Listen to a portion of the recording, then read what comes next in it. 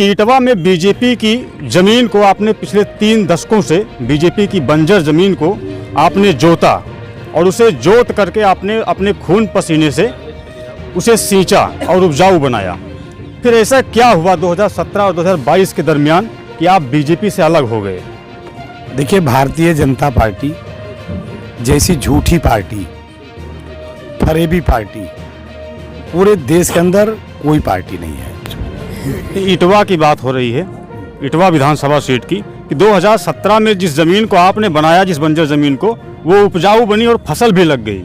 फिर यहाँ क्या दिक्कत हुई कि आपने पार्टी छोड़ दी? जिला पंचायत अध्यक्ष लड़ाने की बात आई, उसको नहीं लड़ने दिए। एक उद्योगपति को ले आए जो बहुत पैसे वाले थे। हमारे सभी नेताओं को, चाहे आदरणीय सतीश द्विवेदी हों, चाहे जगदम्बिका पाल हों, चाहे जो है राघवेंद्र सिंह हों, चाहे वो श्याम धनीराई हों, चाहे राजा जयप्रताप हों, सबको पैसा दे करके उपेंद्र सिंह ने खरीद लिया, जिनमें एक तो 2 बीडीसी बैठे थे मेरे साथ, और मेरा पर्चा खारिज करा करके मुझे अपमानित किया गया। तो मेरे अपमान का पर्चा किसने खारिज कराया? पर्चा डॉक्टर सतीश द्विवेदी ने खारिज कराया। पर्चा खारिज कराने के बाद मुझे अपमानित करने का काम किया। तो लगेगा कि हाथी लखनऊ जा रही है, और जो लोग बहुत अपने आप को वीआईपी मान के चल रहे हैं, आदरणीय माता प्रसाद पांडे जी, आदरणीय सतीश द्विवेदी जी, इन दोनों की जमानत जब्त होगी। यदि आप चुनाव जीतते हैं तो पहला ऐसा कौन सा काम करना चाहेंगे जिससे इटवा के जो युवा हैं उनको रोजगार मुहैया हो? नमस्कार, आदाब, मैं मोहम्मद आरिफ खान, आप देख रहे हैं पूर्वांचल खबर। इस वक्त हम मौजूद हैं सिद्धार्थनगर जिले के सबसे वीआईपी सीट इटवा में, और हमारे साथ ज़्यादा बातचीत करने के लिए मौजूद हैं हरिशंकर सिंह जी। हरिशंकर सिंह इटवा से बहुजन समाज पार्टी के प्रत्याशी हैं, तो आज हमारे साथ पूर्वांचल खबर पर बातचीत करेंगे और आइए जानते हैं कि कौन से मुद्दे हैं जिन्हें लेकर के वो क्षेत्र में जा रहे हैं। सबसे पहले आपका बहुत बहुत स्वागत है पूर्वांचल खबर पर। धन्यवाद। मेरा पहला सवाल आपसे ये है कि अभी आपने कहा कि इटवा में बीजेपी की ज़मीन को आपने पिछले 3 दशकों से बीजेपी की बंजर ज़मीन को आपने जोता और उसे जोत करके आपने अपने खून पसीने से उसे सींचा और उपजाऊ बनाया। फिर ऐसा क्या हुआ 2017 और 2022 के दरमियान कि आप बीजेपी से अलग हो गए? देखिए, भारतीय जनता पार्टी जैसी झूठी पार्टी, फरेबी पार्टी पूरे देश के अंदर कोई पार्टी नहीं है। भारतीय जनता पार्टी झूठ का सामान बनाती है, और झूठ का सामान मीडिया के माध्यम से पूरे देश के अंदर ऐसा बेचने का काम करती है। जैसे अभी लोकसभा का चुनाव जब चल रहा था 2019 का, तो आप देखे होंगे तमाम टीवी चैनलों के माध्यम से, तो हिंदुस्तान और पाकिस्तान, हिंदुस्तान पाकिस्तान मतलब हिंदुस्तान के गरीबी, हिंदुस्तान के भुखमरी, हिंदुस्तान के बदहाली की चर्चा मीडिया के लोग ना करके खाली पाकिस्तान दिखाया जाता था। और हमारे आदरणीय प्रधानमंत्री श्रीमान नरेंद्र मोदी जी ये कहते घूम रहे थे पूरे देश के अंदर कि हमारे देश के फौज के किसी भी सिपाही का पाकिस्तान एक सर काट के लाएगा तो उसके बदले हम 1000 सर काट करके ला करके हिंदुस्तान को देने का काम करेंगे। तो इस नाते भारतीय जनता पार्टी जैसी झूठी और फरेबी पार्टी इस देश में जो अंग्रेज़ों के समय में कभी हुआ करता था, वो आज फिर से लाना चाहती है। इस नाते भारतीय जनता पार्टी से हमने छोड़ी। इटवा की बात हो रही है, इटवा विधानसभा सीट की, कि 2017 में जिस ज़मीन को आपने बनाया, जिस बंजर ज़मीन को, वो उपजाऊ बनी और फसल भी लग गई। फिर यहाँ क्या दिक्कत हुई कि आपने पार्टी छोड़ दी? 2017 मैंने इस नाते पार्टी छोड़ दिया कि 2007 में मुझे इसी विधानसभा 2000 से 2005 तक मैं खुनियाव ब्लॉक का ब्लॉक प्रमुख रहा, और खुनियाव ब्लॉक का ब्लॉक प्रमुख उत्तर प्रदेश में सबसे ज़्यादा मतों से जीतने वाला ब्लॉक प्रमुख रहा। और 5 साल में पूरे खुनियाव ब्लॉक के प्रत्येक गांव में आप जानकारी कर लीजिए खुनियाव ब्लॉक के अंदर घूम के कि कोई गांव ऐसा नहीं बचा था जहां अपने उस ब्लॉक प्रमुख के मद से मैंने विकास का काम थोड़ा ज़्यादा जैसे जैसे बजट मिलता था करने का काम किया था। 2007 में भारतीय जनता पार्टी ने मुझे इटवा विधानसभा से उम्मीदवार बनाया। उस समय उत्तर प्रदेश से मात्र 47 विधायक भारतीय जनता पार्टी के जीत के गए थे।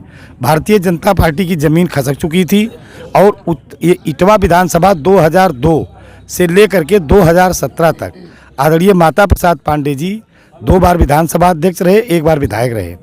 उनसे कितना लड़ना इतना कठिन काम था। 2007 लड़ने के बाद पूरे इटवा विधानसभा को बड़ा सम्मानजनक वोट भी उस समय मुझे मिला था, करीब 23-24 हज़ार वोट। तमाम भारतीय जनता पार्टी के धुरंधर नेता जो उत्तर प्रदेश के विधानसभा अध्यक्ष रहे आदरणीय केसरीनाथ त्रिपाठी जी, या आज जो वर्तमान में अपने उप मुख्यमंत्री हैं केशव प्रसाद मौर्य जी, इनको 6,000 वोट मिला था और केसरीनाथ त्रिपाठी जी को 16,000 वोट मिला था। उस समय में इटवा में लड़ करके 24,000 वोट हासिल किया। और उसके बाद जो यहाँ से चुनाव लड़े थे आदरणीय स्वयंवर चौधरी जी, वो भी हमारे विरोध में चुनाव लड़ गए थे घड़ी ला करके।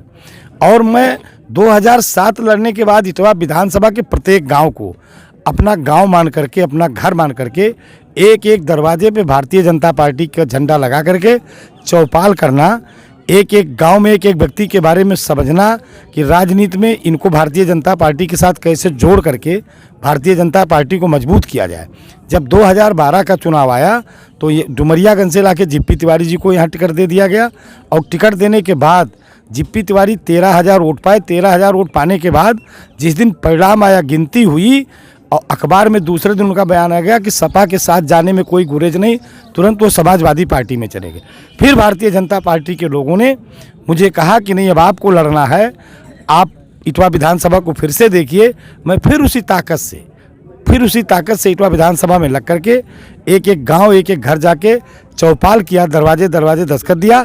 जब फिर चुनाव 2017 का आया तो 2017 के चुनाव में डॉक्टर सतीश द्विवेदी जो कुशीनगर में पढ़ाने का काम करते थे, जिनको इटवा का एक भी बच्चा या बूढ़ा कोई व्यक्ति उनका नाम नहीं सुना था कि सतीश द्विवेदी कौन है, जब उनको टिकट मिल गया, टिकट मिलने के बाद पूरे क्षेत्र की जनता गवाह है, आप जानकारी कर लिए पूरे क्षेत्र में घूम करके, कम से कम 10,000 की संख्या में लोगों ने मेरे घर पे जाके कहा कि आपको निर्दल चुनाव लड़ना है, आप निर्दल चुनाव लड़िए।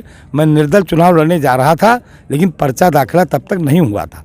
मुझे अमित शाह जी ने बुला करके लखनऊ भारतीय जनता पार्टी के कार्यालय में 12 बजे से रात से लेके 2:30 बजे रात तक बैठक करते रहे, मुझे मनाने का प्रयास करते रहे।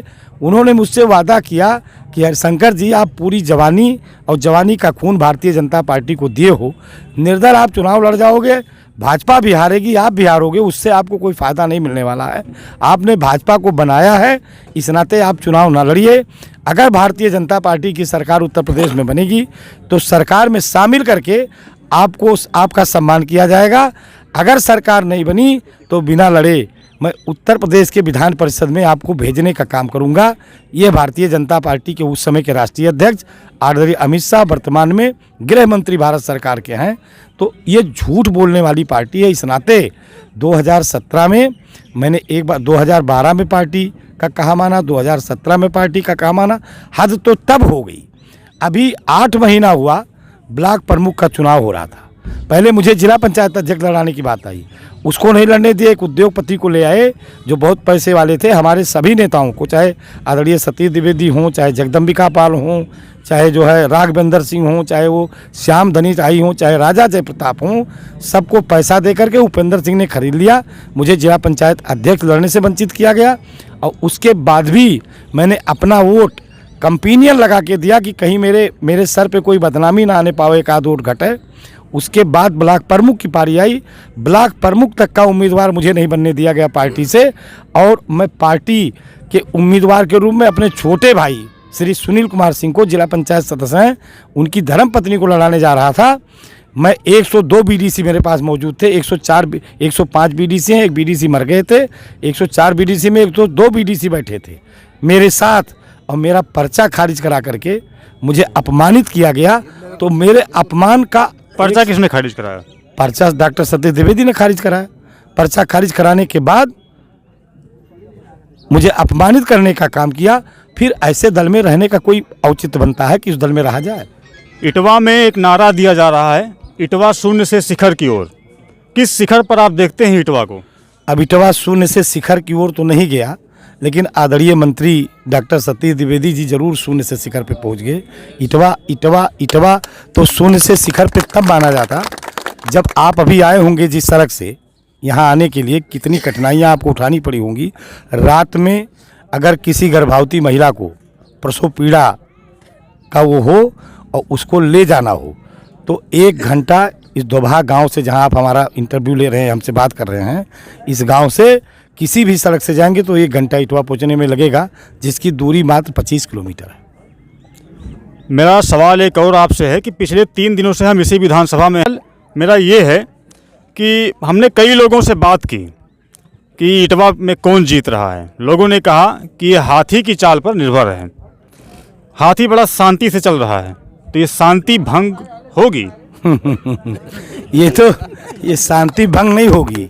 हाथी आने वाले 3 तारीख को जब वोट पड़ जाएगा तो पूरे गांव आपको ये दिखाई देने लगेगा। उसके बाद जब इंटरव्यू करने, उसके बाद जब आप इस क्षेत्र में घूमेंगे तो लगेगा कि हाथी लखनऊ जा रही है।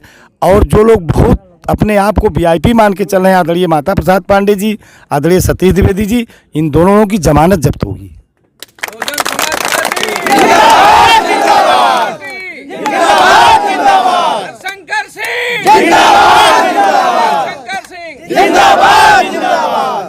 मेरा आखिरी सवाल आपसे है कि इटवा में वो कौन से बड़े मुद्दे हैं जिसे लेकर हरिशंकर सिंह जी क्षेत्र में जा रहे हैं और लोगों से अपने पक्ष में मतदान करने की बात कर रहे हैं? इटवा में सबसे बड़ा मुद्दा तो ये है, इटवा के गरीबों के साथ हमेशा छलावा हुआ है।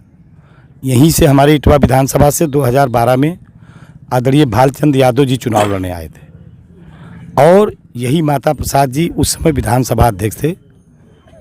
और आज जिनको टोपी पहना करके माता प्रसाद जी चुनाव जीतने का दावा करते हैं, वही आदरणीय माता प्रसाद पांडे जी ये कहते घूम रहे थे कि गरीबों, आपका वोट इन दलालों ने बेच लिया है रुपया ले करके, और आज उन्हीं दलालों को टोपी पहना करके वो चुनाव जीतने का वादा करते हैं।